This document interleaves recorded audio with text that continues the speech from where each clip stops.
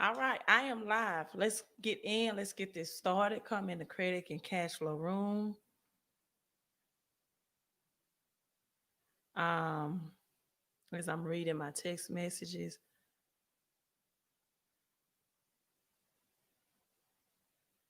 and come in, drop your city, your name, your state. This is gonna be a quick live stream.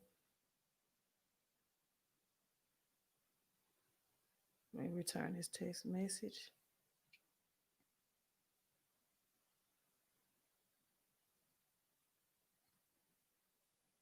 All right, come on in. Let me play this music for you. I'm gonna tell you why I'm playing it in a few minutes. As we got Brandon. Hello, Brandon. You are the first to come in, right? Coming in from Raleigh, North Carolina. Hello, Brandon. You all coming in. Make sure that you hit that like button, right? Hit like. If you're on YouTube, if you're on Facebook, hit like and hit share. Let's do two things if you're on Facebook. And if you're on Periscope, that is soon to be Twitter, right? Um, Periscope is soon to be Twitter. Make sure that you show some digital love on the Periscope, right? So you hear the lyrics of the song, right? Making a list, checking it twice, going to find out who is naughty and who is nice. Exactly what this social media score is about to do, right? Hello, Mark. We got Mark in from Compton. Hello, Mark from Compton. Ariel, hello from Tulsa, Oklahoma. Glad I caught you live. Much respects. Thank for your time. Oh, thank you so much, Ariel. Hope I'm pronouncing your name correctly. Thank you so much, hon. And if you all are on YouTube and you're tuning in, make sure you hit that subscribe, wherever that subscribe button is. I don't know if I'm pointing right or whatever. Make sure you subscribe to the channel, right? And right next to that subscription button, make sure you hit that bell notification button as well to notify you when I go live, right? So who is checking the list, right? And checking it twice to find out if your social media post is naughty or nice, right? You got the IMF. They're coming to town. Let me show you how this is going to happen as I finish giving my shout outs, right? Good morning, Phoenix 33. Cali, another Cali is in the house. Yes, it's a little earlier in California, right? It's like 11 o'clock. So grand rising to you all. Happy Sunday. We got New York City, right? New York City. Hello, D from New York City. We got Auburn guy. Everyone knows where Auburn guys, right? He's from Alabama, I would hope. Got to be an Auburn fan. Afternoon, Terica is in the credit and cash flow room. Ter- uh, Terica, Peace Queen. Thank you, knowledgeable. Hello, Philip, for coming in. Hello on the scope. Make sure you hit those hearts. Invite, show some digital love. And we got Keisha from Philadelphia. Hello, Keisha from Philadelphia. And Monica Compton in California, Dallas, and oh my God. How many? Okay, you got Compton, Montclair, I think, California, Dallas, and Texas, all of those places, and some other texts are kind of. I'm trying to. Maybe you're saying Arkansas. I'm not sure, but hello to you. Peace to you, Panama City, Florida. Is in the building. Virginia's in the building, and we have another California, right? We have another California. So I'm gonna get right into the topic. Look, I want to send a reminder to you all. Please do not text me on Sundays, right? Do not call, do not text. That's my Sabbath day. Even Jesus needed a Sabbath day. I don't mind live streaming. I don't mind educating on Sundays. But other than that, it's usually the day with my family, my faith, and definitely my recreation time. Is outside of my business hours. So a kind reminder, right? A kind reminder. And I didn't even have the 5 minutes of fame going, but it's up right now. So thanks everyone that did accordingly. Right, we're at the 4 minute mark. A kind reminder that any text messages or phone calls received on Sunday will and can result in you permanently being on the block list from being able to send those text communications.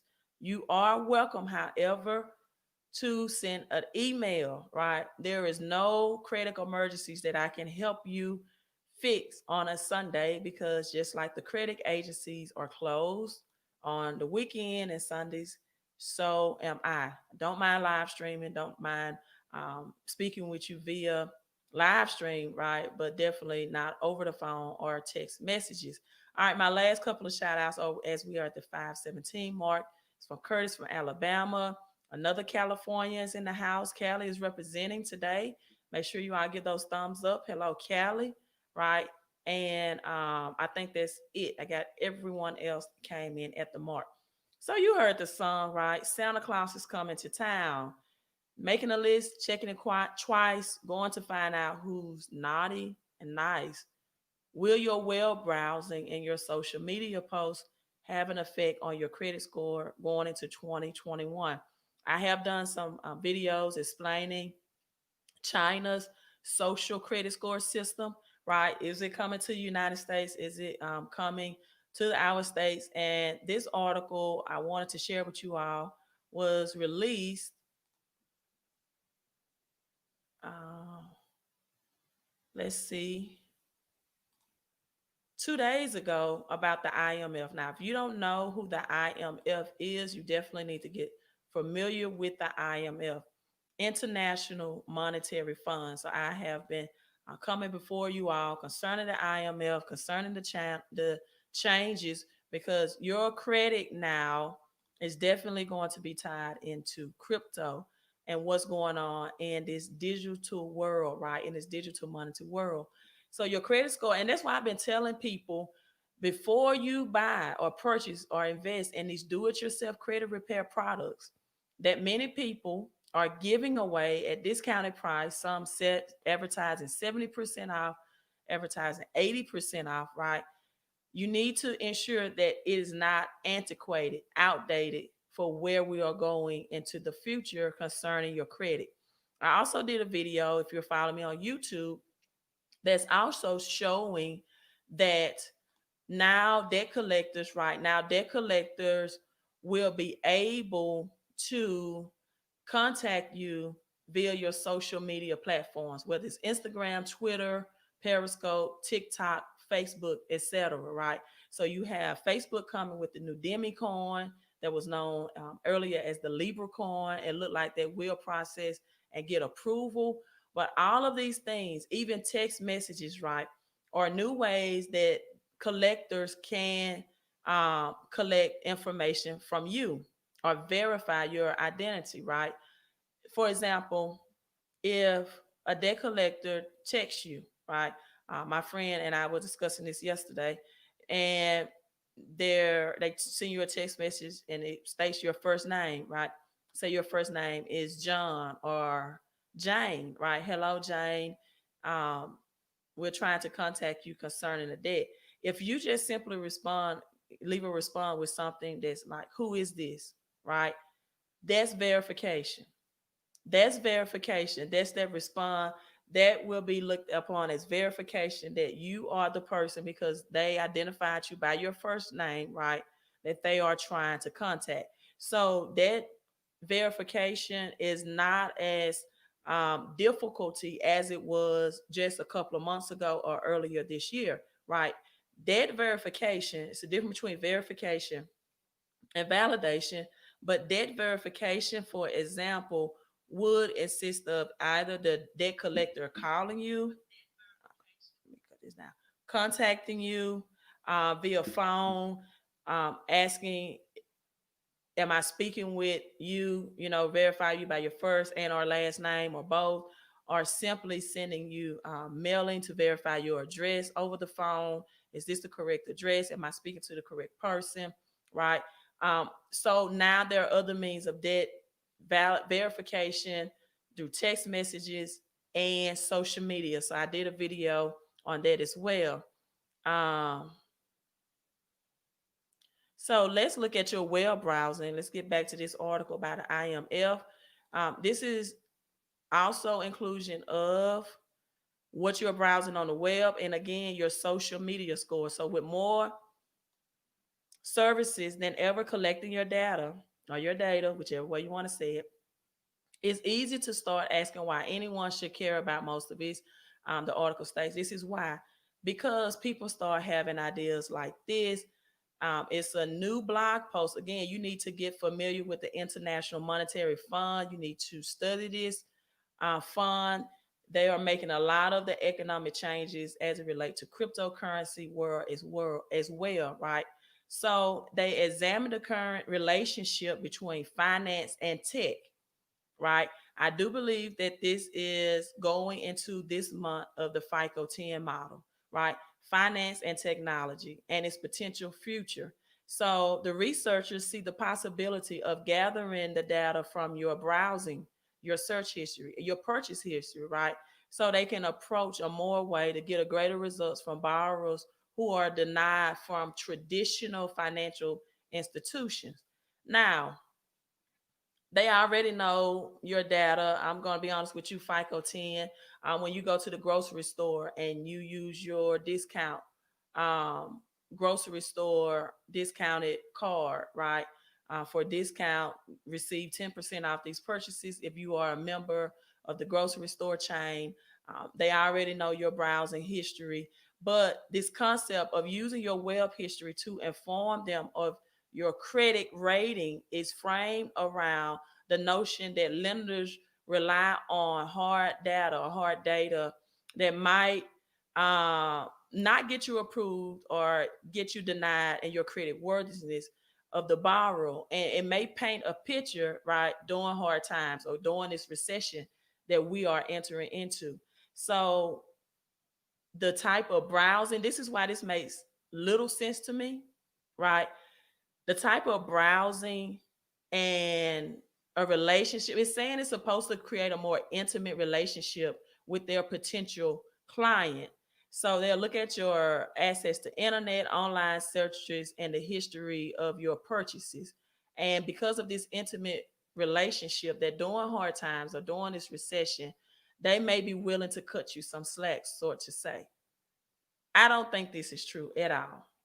I don't believe it's based upon, again, your social credit score coming to United States.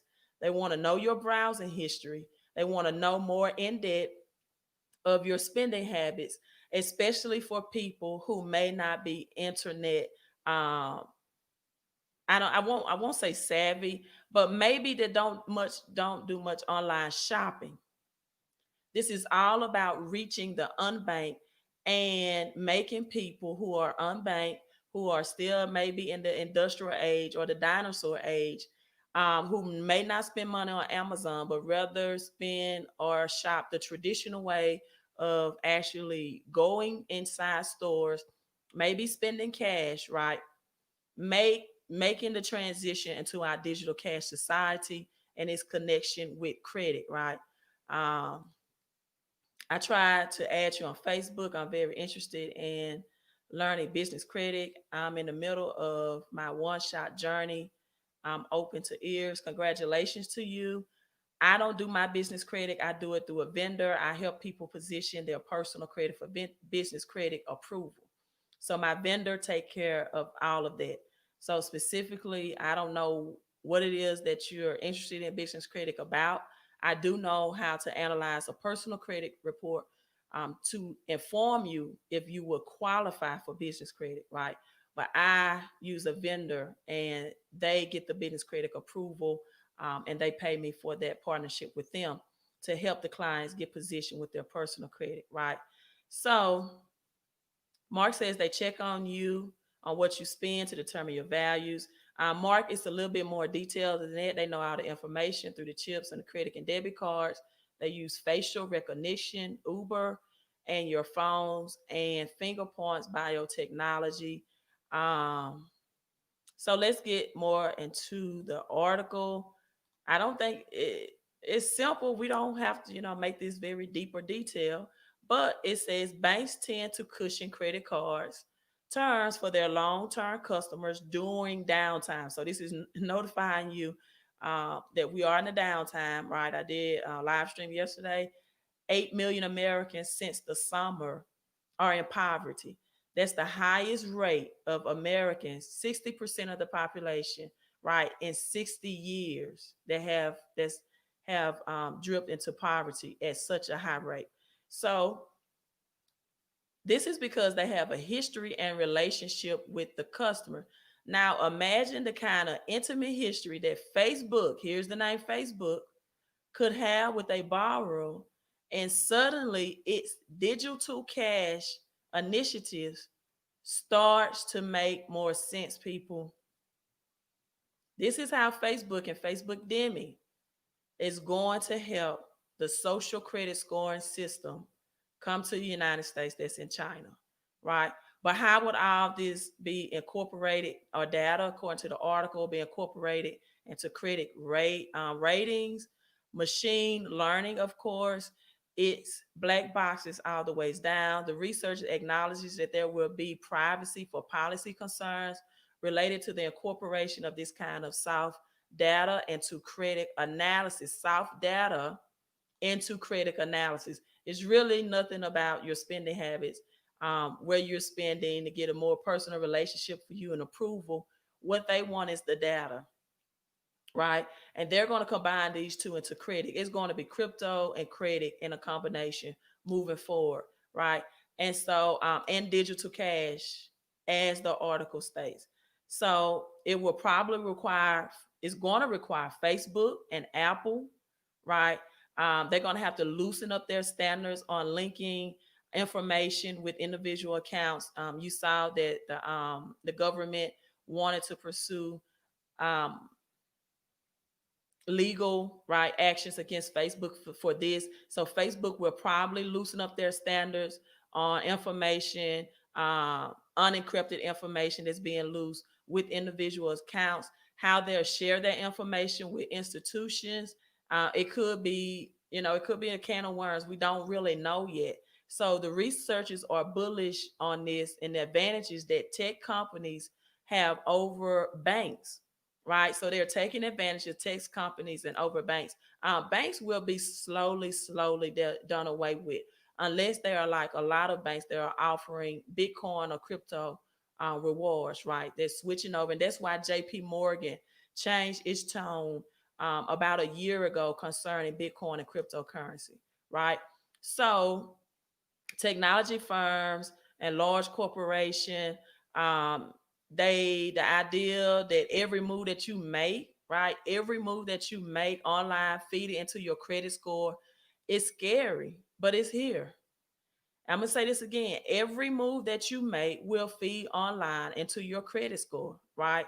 Yeah, 8 million people, right?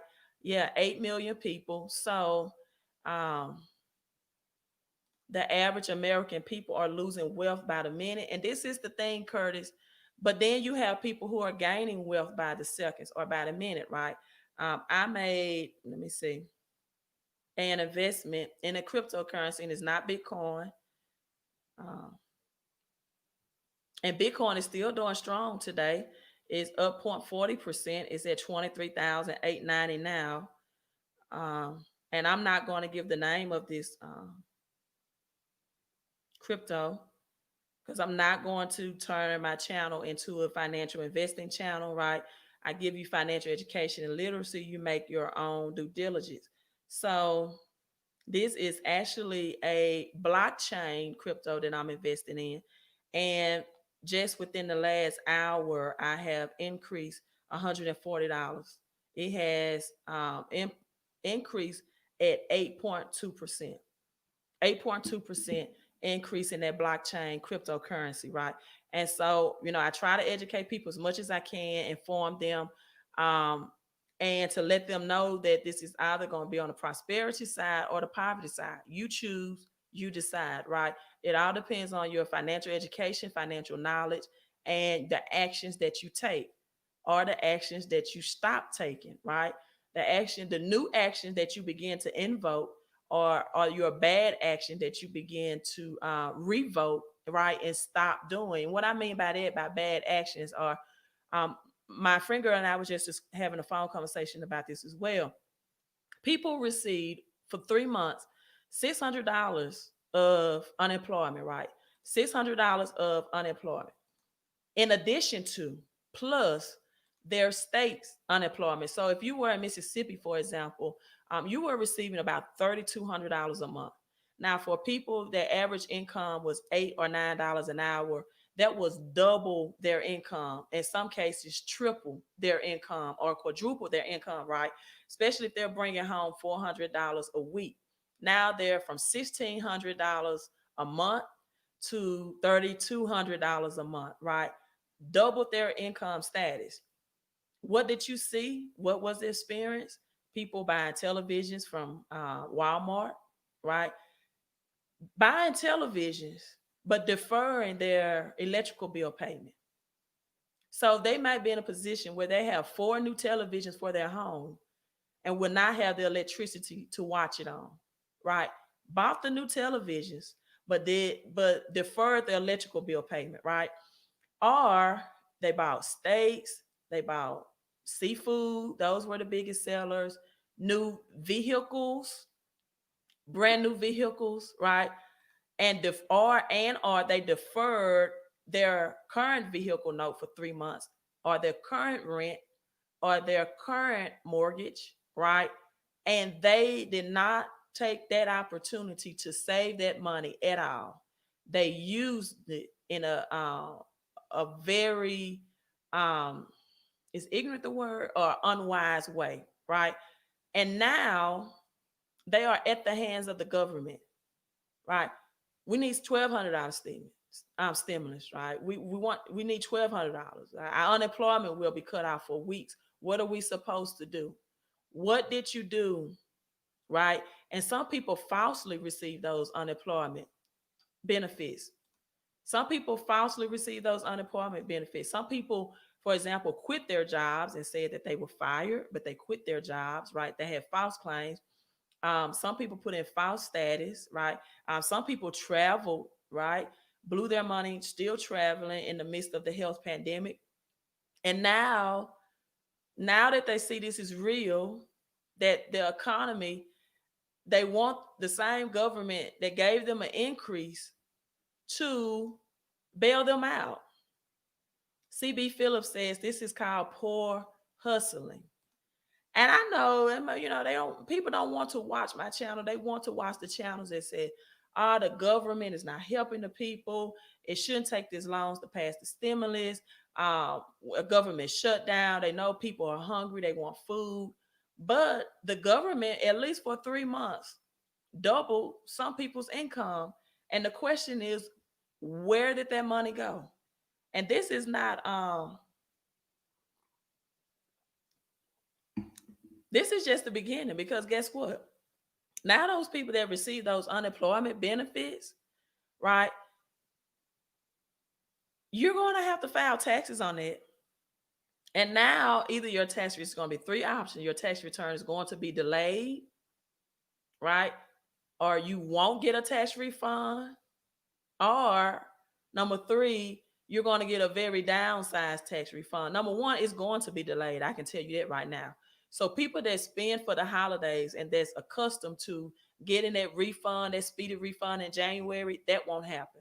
So now you have people that will go in January, enter into 2021 with the $300 unemployment pending, right? No matter if it is approved this week, it still will be pending before your local state can transition that $300 from the federal to its state. So people will be, and it's not retroactive, meaning that whatever weeks that you did not receive, that you cannot go back, right? Or you will not get lump sum payments. It's just going to be money not received, right? You cannot retrieve that money. It won't be no lump sum, and it will not be back pay. It will be no lump sum payments or back pay. Is not retroactive. So the weeks that you go to that transitional phase takes to implement the new $300 by your states, and many states are saying, listen, you all may get the $300 from federal, but we are broke because the government did not give our states any funding, and we do not have the money to continue unemployment paying out for this long for this many Americans in our states. So what do, right? Why not take that money, or why not have taken that money and at least not spent it, at least stack that cash for such a time as this, as the pastor or the preacher would say, right? Um, she says, I can honestly can't speak for other races, but people in the black and brown community lack education is based on lack of understanding themselves and who they are. Being black with money don't cut it for some folks. Lack of understanding who they are in themselves. Well, Curtis says it's true the states broke, more delays, and more poverty. Listen, it's biblical. The Bible tells you people perish, or my people perish for lack of knowledge. He said, my people. But when you have people like myself that religiously take my time to do live streams like this, when you have most men on Sundays or last night that's watching the Alabama Florida football college game series, and they're more interested in what's going on in the sports world than their financial world, more interested in entertainment, more interested in the housewives of Atlanta. You can't say it's a lack of education when you have more televisions in your household than you do financial education books. It's a lack of desire for financial education until your back get pushed against the wall that you are forced to learn it the hard way, right? Um, and so, right, states are broke, more delays on poverty. So let's get back into the IMF, right? And your social credit score. So every idea you make or every move that you make online is feeding to your credit score. It's scary, but it's here. And again, debt collectors can now collect you through your social media platforms, right? And so International Monetary Fund, again, you all need to get familiar with them. Now, the second part that I want to bring out to you all. Okay, Delta Ross says, I started to pay for services to report my rent. That's a great way to increase your credit score. If you're paying rent and you're paying on time anyway, then why not, right? Why not take advantage of getting your credit score? Claude said, afternoon to you, Claude. I'm listening to you while watching the game. Right, just do both. Who's playing, Claude? I'm not even in that credit world. I mean, in that credit world, I'm in the credit world. I'm not in that sports world. I mean, do both of them, right? Do both simultaneously, but get your financial education up. Now, the second article I want to share with you all about debt. To me, this is old news, but hey, it's an article, debt and your credit that was reported December 19th. And it reads, is debt parking when fake debts end up on your credit report. This is why I always encourage you all and educate you all to make debt collectors validate the debt, right? Proper debt validation.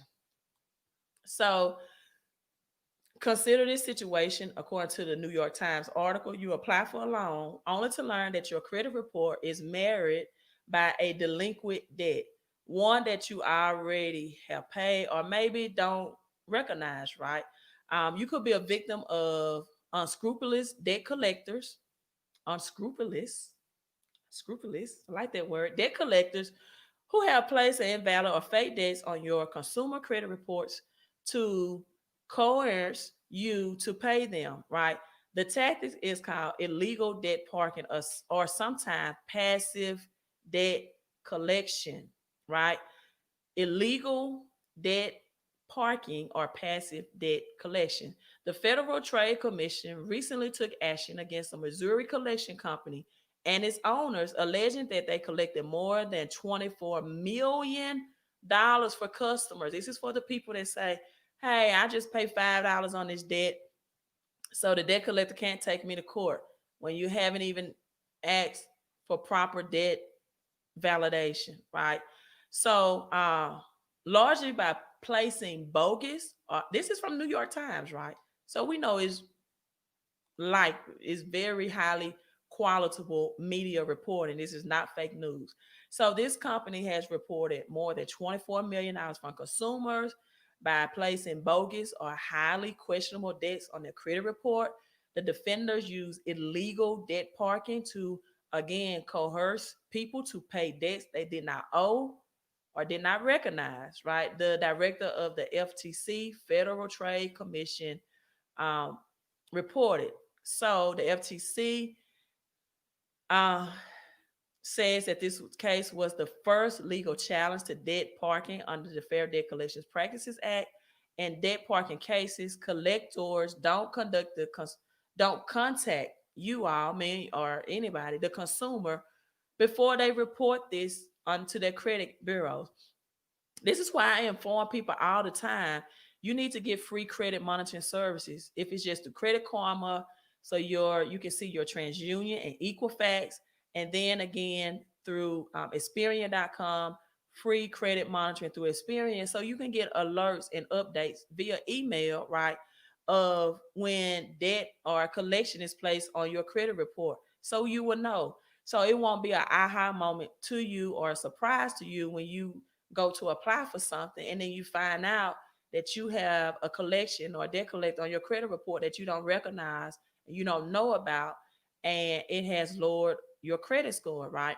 So this means people learn about the debt, or they find out about the debt only when it is flagged when they're applying for maybe a mortgage or car loan, or sometimes even a job, right?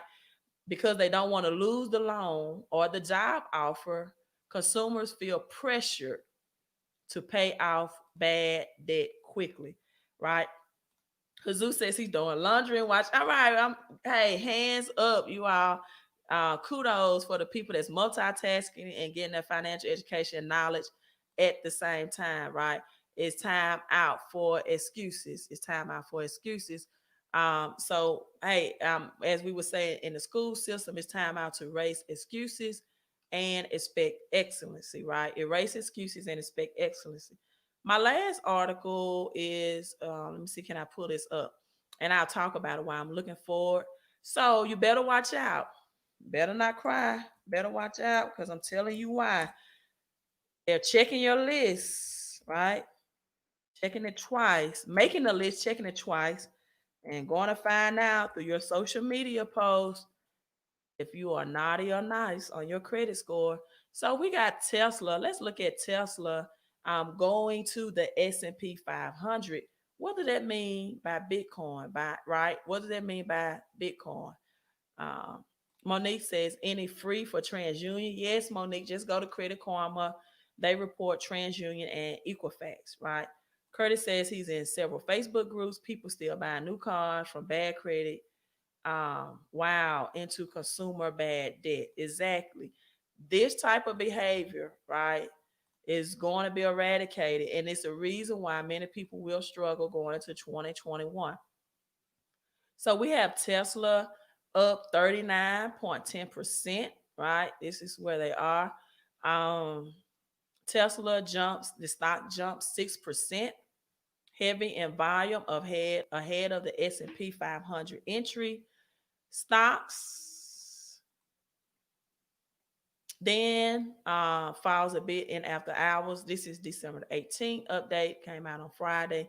So Tesla entered into the S&P 500, right? Shares of Tesla are traded 4 times a day in that 30-day average volume on Friday, and passive funds brought into the company ahead of Tesla joining S&P, and S&P stocks rose or shares rose a result of 5.96%, right? Closing on Friday, closing a record high of $695 after swinging between gains and losses the final hours of trading. I am thoroughly convinced that this is why Bitcoin had its great gains as well on Friday, right? Great gains as well on Friday, because if you monitor Bitcoin and the S&P, they are closely related. Now I know we're saying Bitcoin is decentralized currency, it's not controlled by the feds or the government, right? And I don't like stocks because of that very reason. They're controlled by Wall Street, the feds, and the U.S. Treasury, highly manipulated in the stock game. However, you can't deny it is what it is. When the S&P 500 takes a dips, usually so does Bitcoin. When the S&P 500 is doing well, right, so does Bitcoin and cryptocurrency. So, you know what? The government or the feds have a closer hand into Bitcoin and S&P than what we know. However, Tesla going into the S&P, therefore, will be great news for Bitcoin and cryptocurrency. Tesla definitely will be a stock that will continue to reach record highs, right? And so this is a great move for S&P, which in then return will be a great move for Bitcoin. So hey, I'm signing off. I didn't want to make this a long live stream. I do have another engagement I have to be at in approximately 50 minutes, so I'm on my way there. Just want to bring this quick news to you. Talk to you all about social media credit scoring that is coming. Facebook, DME, cryptocurrency, all of that is playing a part of that role. So be careful what you post, right? Be careful of your behavior. For example, if you're posting yourself drinking, having a good time, not only would it affect your job in some cases, but it also could affect your insurance payouts and premiums and your ability to get approval for credit and a loan as well, right? I'm signing out. I may be on later tonight. I do want to have Credit Church. I want to talk about Joel Osteen Church receiving $4 million in P loans. I want to talk about how the church teaches mostly to give, right? But they don't teach many people how to harvest, right? They teach many how to give, but many people do not know the biblical principles of how to harvest. Now, I don't see anything wrong with Joel Osteen Church receiving that much. My question is, because approximately 1,500 churches in the Houston community received the PPP loan grants as well at least $1 million. So his church wasn't the only one. My question is, however, what is the church doing for the community? It was stated in the article that Joel Osteen said that he paid a lot of his employees with that, kept their insurances, and able to employ his staff. A church that size, a mega church, have to have support of their staff. But it was another church in Dallas, Texas, right?